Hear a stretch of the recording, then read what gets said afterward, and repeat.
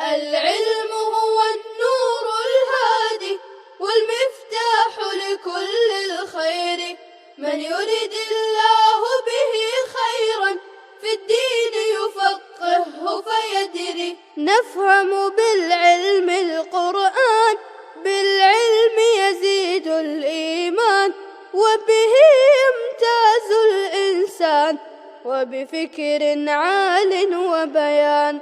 تنزل بالعلم الرحمات، بالعلم تنال الجنات، وبه ترتفع الدرجات، وتضاعف فيه الحسنات. العلماء يخشون الله. کتنے سال لگیں گے؟ 250 ملین ایئرز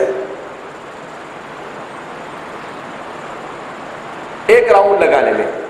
کہکشاں کا نہیں، صرف سورج اور اس کے ساتھ جو سیارے اب تک کے ان کو دریافت ہوئے ہیں 8-10 سیارے، اس کا صرف اگر ان کو چکر لگانا ہے تو اس کا چکر لگانے کے لیے کم سے کم اتنی مدت ان کو لگ سکتی ہے.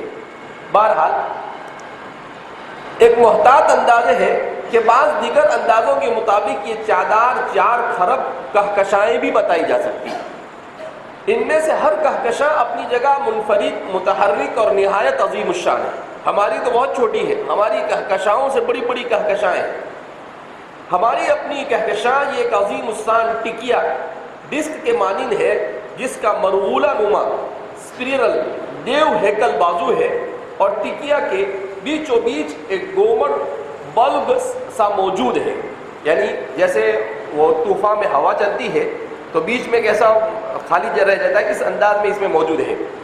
ان اربوں خربوں کہکشاؤں میں سے صرف ایک ہے جو ہماری کائنات میں موجود ہے. وہ کہکشائیں جن میں سے کئی کے بارے میں اتنی ترقی کے باوجود ہمیں آج تک یہ معلوم نہیں ہو سکا کہ ان کی اصل تعداد کتنی ہے. ہر کہکشاں دراصل ستاروں کا مجموعہ ہوتی ہے. ایک اوسط کہکشاں میں لگ بھگ 1 خرب یعنی 100 ارب ستارے ہوتے ہیں، کم سے کم ایک کہکشاں کے اندر میں. ہماری کہکشاں میں بھی اربہا ارب ستارے ہیں، اور ان میں سے اکثریت کے سیارے اور چاند بھی ہیں. یعنی ہمارے نظام شمسی جیسے اربوں دوسرے نظامہائے شمسی صرف اس ایک کہکشاں میں موجود ہے، صرف ایک کہکشاں میں. تو پھر پوری کائنات کا کیا عالم ہوگا؟ خاصے عرصے تک ہمیں کہکشاؤں کے بارے میں کوئی علم نہیں تھا. 1 صدی پہلے ہی کی بات ہے جب ہم صرف ملکی وے کہکشائی کو ساری کے ساری کائنات سمجھتے تھے. سائنسدانوں نے اس کا نام جزیرہ کائنات رکھا ہوا تھا. جزیرہ کائنات اس وقت جب وہ یہ سمجھتے تھے کہ صرف یہ ایک ہی ہے. ان کے مطابق کوئی دوسری کہکشاں کا وجود ہی نہیں رکھتی تھی. 1924 میں ایڈوین ہبل کے دریافت نے ہر چیز بدل کر رکھ دی. ہبل اس وقت جدید ترین دوربین سے خلاء بسیط کا مشاہدہ کر رہا تھا. یہ انہوں نے ایک دوربین بنایا ہے جس کا نام ایڈوین ہبل رکھا ہوا ہے. اسی کے ذریعے سے ان کو پتا چلا کہ کتنی کہکشائیں موجود ہیں. اس دوربین کے آئینے کا قطر 100 انچ تھا، اور یہ امریکی شہر لاس اینجلس کے نزدیک ماؤنٹ ویلسن پر ایک رصدگاہ میں نصب تھا. اس نے خلا میں دور، بہت ہی دور روشنی کے دھندلے سے گولے دیکھے. وہ سمجھ گیا کہ یہ کوئی ستارہ نہیں، ہماری کہکشاں سے بہت زیادہ فاصلے پر یہ تو ستاروں کی پوری بستیاں. ماہر فلکیات کے لیے ایک بہت بڑا دھچکا تھا. صرف 1 سال پہلے تک ہماری پوری کائنات صرف ملکی وے پر مشتمل تھی، مگر اب وہ لاتعداد کہکشاؤں کا گھر بن گئی تھی. ہبل نے فلکیات کے میدان میں ایک عظیم الشان دریافت کر لی تھی. کائنات میں صرف ایک نہیں بلکہ لاتعداد کہکشائیں تھیں. کہکشاؤں کی مختلف قسمیں ہوتی ہیں جنہیں ان کی ساخت کے اعتبار سے نام دیے جاتے ہیں. وعلم آدم الاسماء کا مظہر ہر جگہ ہوتا ہے. انسان کے ہاتھ جو بھی کچھ لگتا ہے اس کا کچھ نہ کچھ نام رکھ دیتا ہے.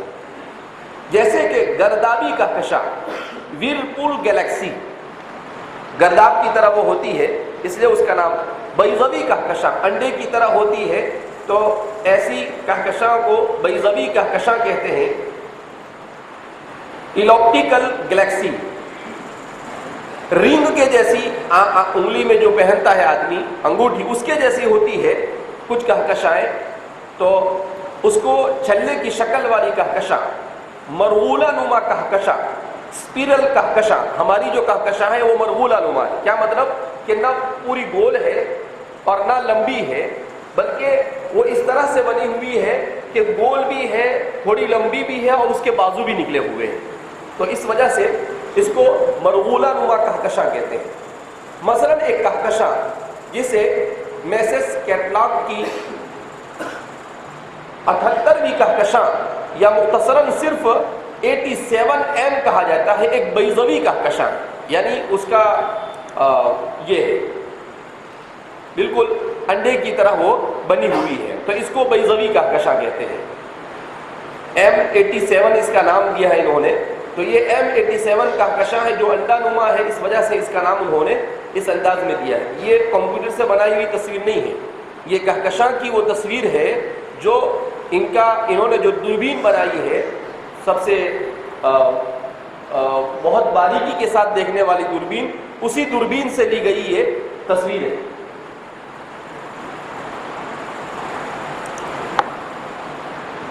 یہ اب تک دریافت ہونے والی قدیم ترین کہکشاؤں میں سے ایک ہے. اس کے ستاروں کی روشنی سنہری مائل ہے. ایک اور کہکشاں سومبرو کہلاتی ہے، اس کا نظارہ نہایت شاندار ہے. اس کا مرکز نہایت بڑا اور روشن ہے، جس کے اطراف گیس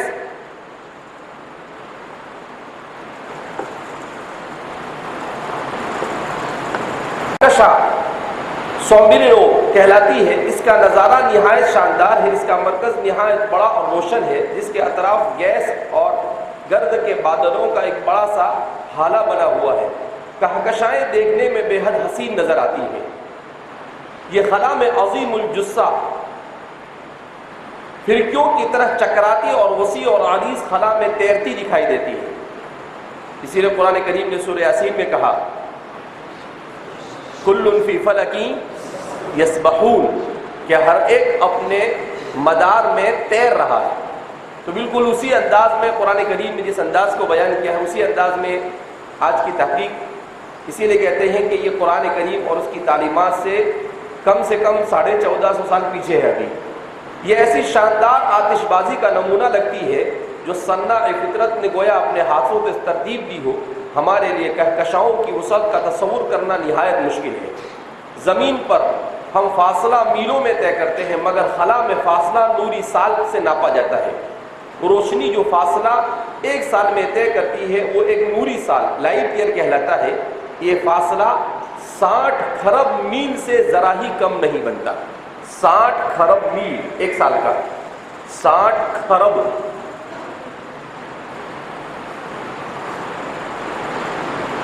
اب تم کو وہی بتانا پڑے گا ارب کس کو بولتے ہیں، کھرب کس کو بولتے ہیں. میں نے کہا کہ یہ اصل میں ان لوگوں کے اندازے ہیں. نمبرات کے ذریعے سے یہ مرلو کرنے کی کیا کرتے ہیں، کوشش کرتے ہیں. لیکن بہرحال اللہ کی قدرت سے کوئی چیز یہ بعید نہیں ہے. اپنی کہکشاں یعنی ملکی وے کے مرکز کہکشانی مرکز سے خود ہمارا فاصلہ بھی 25,000 نوری سال سے کچھ زیادہ ہے. یعنی ہمارا فاصلہ 25,000 نوری سال سے زیادہ ہے. ہماری اپنی کہکشاں کے مرکز سے، اس کے بیچ سے اگر لیا جائے، اگر ملکی وے کی ہی بات کریں جس کا شمار اوسط جسامت والی کہکشاؤں میں ہوتا ہے، بڑی کہکشاں نہیں ہے، اس سے بڑی کہکشائیں بھی ہیں، تو اس کی چوڑائی بھی تقریباً 1,00,000 نوری سال بنتی ہے. اپنی اس عظیم الشان وسعت کے باوجود یہ کائنات اس صحرا میں ریت کے ایک معمولی ذرے کے مانند ہے. اگرچہ ہمیں یہ کہکشاں بہت بڑی لگتی ہے، لیکن یہ کائنات میں موجود دوسری کہکشاؤں کے مقابلے میں خاصی چھوٹی ہے، بہت بڑی نہیں ہے. مثلا اینڈرومیڈا کہکشاں، جسے عربی میں مجرۃ المسلسلہ بھی کہا جاتا ہے، اور جو ہمارا پڑوسی کہکشاں ہے، اس کی چوڑائی قطر تقریباً 2,00,000 نوری سال. اس کا سیدھا سادہ مطلب یہ ہوا کہ وہ ہماری کہکشاں سے دوگنے رقبے پر پھیلے ہوئی، یعنی اس سے ڈبل ہے. M87 کا تذکرہ ہم کچھ پہلے کر چکے ہیں. یہ ایک بیضوی کہکشاں ہے جو اینڈرومیڈا کے مقابلے میں بھی خاصی بڑی ہے، لیکن پھر بھی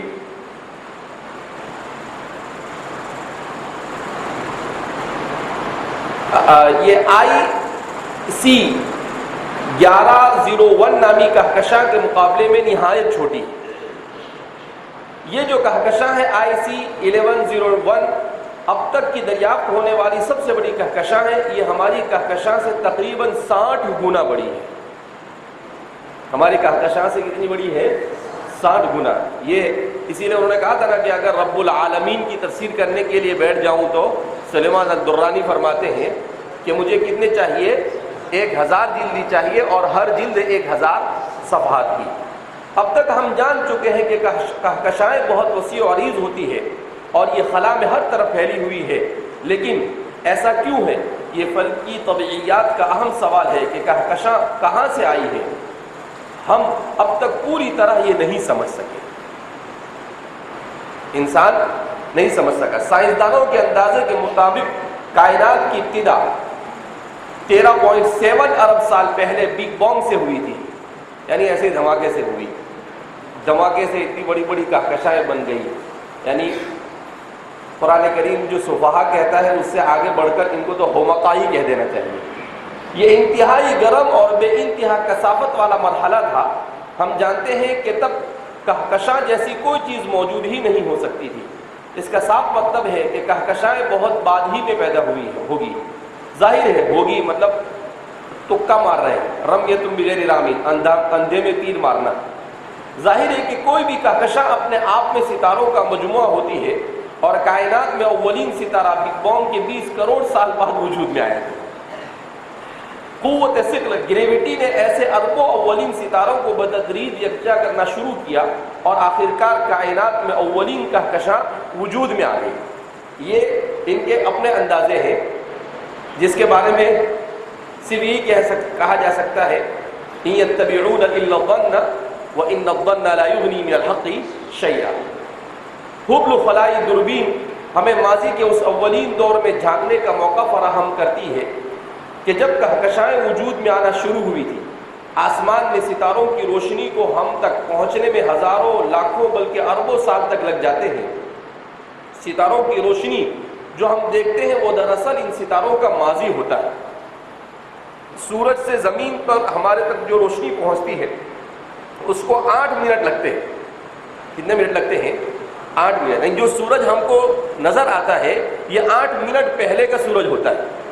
یہ جو ڈوب جاتا ہے تو ڈوبنے سے بھی 8 منٹ پہلے ڈوب گیا ہوتا ہے، لیکن وہ ہمیں نظر آتا ہے 8 منٹ کے بعد کہ اب ڈوبا، جبکہ وہ ڈوب چکا ہوتا ہے.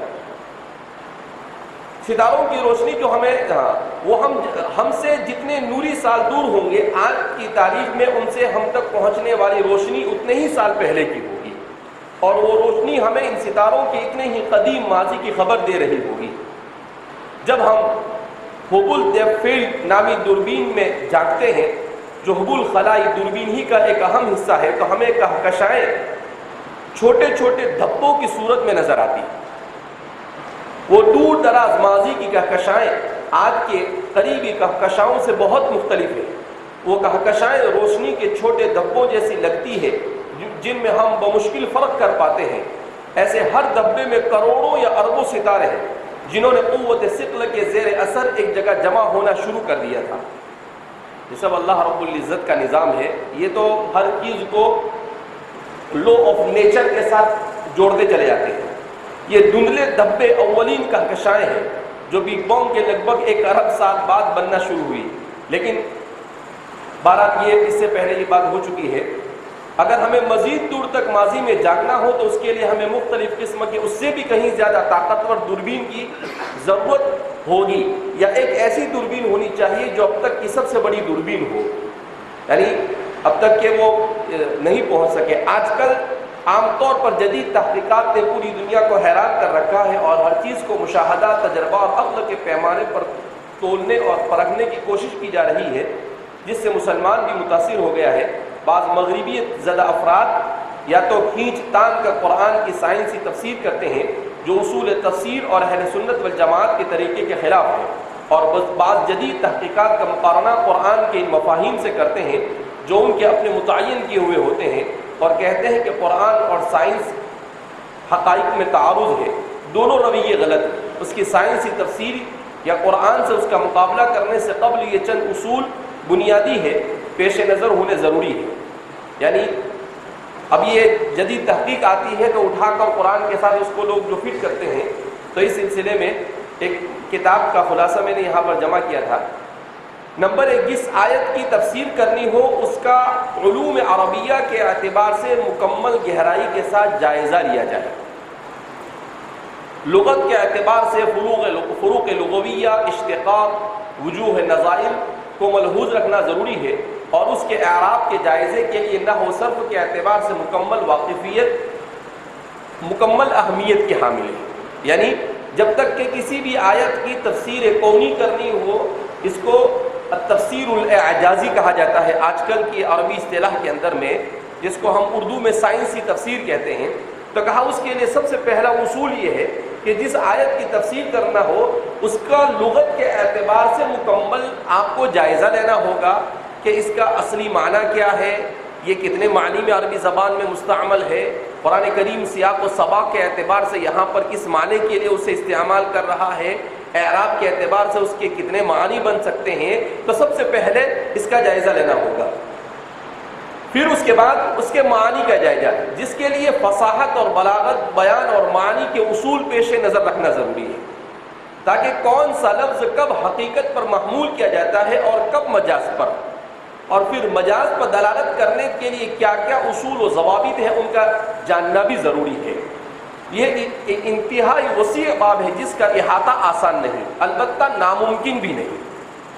معلوم ہوا کہ قرآن کی سائنسی تفسیر کے لیے مفسر کا عربیت یعنی علوم عربیہ پر مکمل دسترس اور مہارت حاصل کرنا شرط اول ہے. سائنسی تفسیر کرنے کے لیے اصول فقہ اور اصول تفسیر کی رعایت بھی انتہائی ضروری ہے، تاکہ آیت کریمہ سے جو استنباط ہو وہ درست ہو اور اللہ کی مراد کے مطابق اس کے قریب قریب ہو. تو اس کے لیے اصول فقہ اور اصول تفسیر بھی ضروری ہے.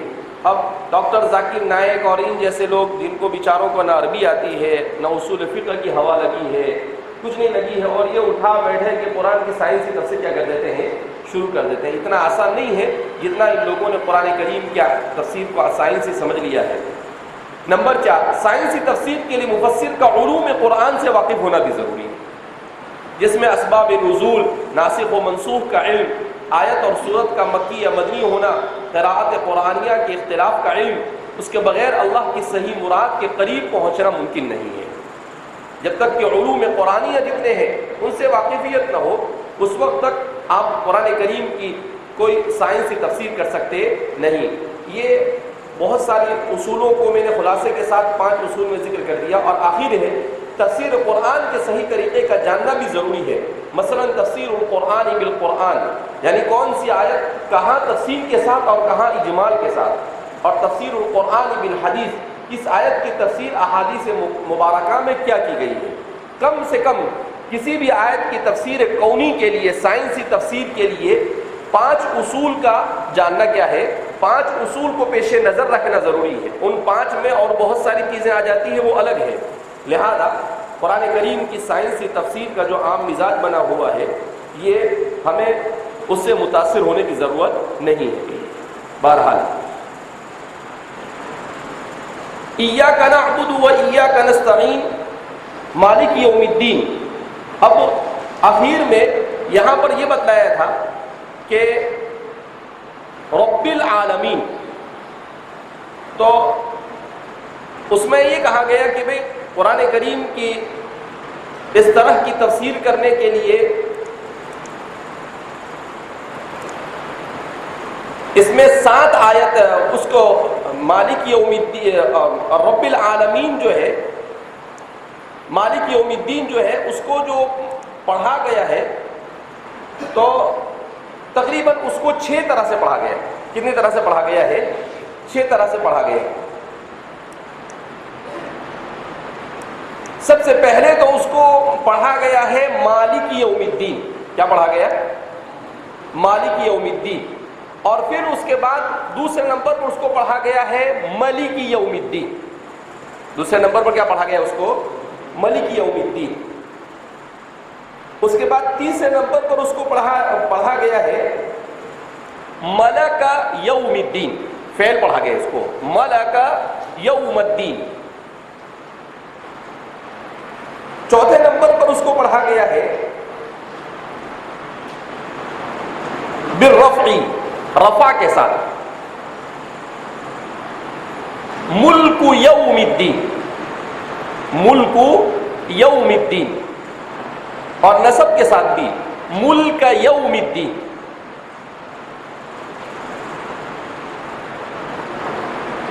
یعنی اس کو مضاف پڑھیں گے ملک کو، جن لوگوں نے ملک پڑھا ان کے یہاں ملک اور ملک دونوں طرح سے اس کو پڑھا جائے گا، تو ملک یوم الدین، اور ایک پڑھا گیا ہے تنوین کے ساتھ مالک یوم الدین، مالک یوم الدین۔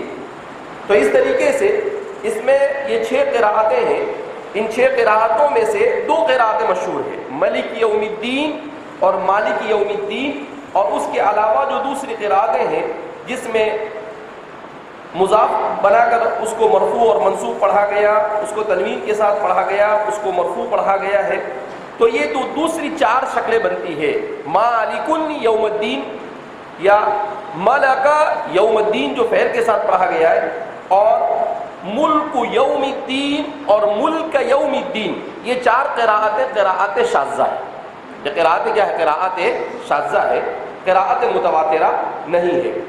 بہرحال اب اس سے فارغ ہونے کے بعد وَيَوْمُ الدِّينِ يَوْمُ الْجَزَاءِ وَمِنْهُ كَمَا تَدِينُ تُدَانُ وَبَيْتُ الْحَمَاسَةِ وَلَمْ يَبْقَ سِوَى الْعُدْوَانِ دِنَّاهُمْ كَمَا دَانُوا۔ اب یہاں سے یوم الدین کو جب بیان کرنا شروع کر رہے ہیں تو یوم کا لفظ چونکہ یہ تو بہت زیادہ مشہور ہے، عام ہے، لہذا اس بنا پر اس کے سلسلے میں کوئی تفصیلی کلام نہیں کریں گے مصنف کہ بھئی یوم کا اطلاق کس کے اوپر ہوتا ہے۔ ویسے تو یوم کا اطلاق 24 گھنٹے پر ہوتا ہے، ایک ہے لیل اور ایک ہے نہار، لیل اور نہار کے مجموعے کو یوم کہا جاتا ہے، تو 24 گھنٹے کے اوپر یوم کا اطلاق ہوتا ہے۔ تو چونکہ ایک مشہور چیز ہے اور مصنف نے منتہی کے لیے اس کو لکھا ہے، اس بنا پر اس سے تعارض آپ نے نہیں کیا، اور الدین کے لغوی معنی سب سے پہلے بیان کریں گے کہ الدین کے معنی لغوی کیا ہے۔